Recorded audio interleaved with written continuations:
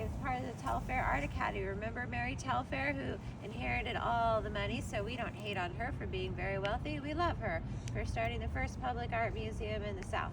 And she did that by donating her beautiful mansion, and she collected all this art because she happened to inherit her money when they started doing the first transatlantic steamship crossings.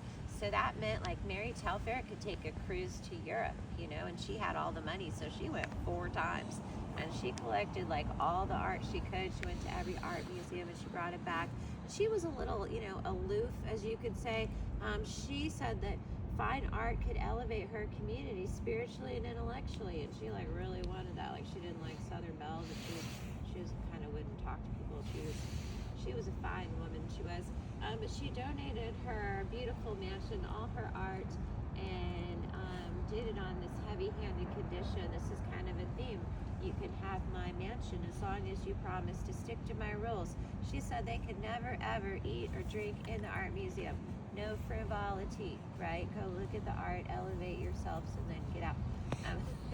But that was 1875. I'm just making fun of her. She was amazing. So 1975, right? 100 years of adhering to her stipulations. It's the 1970s, and they have this like kind of shindiggy party. And famously, a storm blows up and the chandelier falls down. In this art museum, you can still see where they repaired the floor, because during this party, the chandelier fell down. So now they eat and drink in an adjacent building, you know, just to be on the safe side. So this house is now part of that system. You can do the oldest art museum in the South, the Telfair Academy. You can do the Jepson Center, the new one with all the science and everything. And you can do this house museum for $20, and you've got like 7 days to see it. So that's good to know, right? And this lady here, Margaret Thomas, the last private owner, she donated her mansion in 1951, also on a strange next to this house. So next to this house is the Massey School, which was the first public school in Georgia. And this is on top of that burial ground they just acknowledged. There's like hundreds of dead bodies of enslaved people and indentured servants and poor people, basically.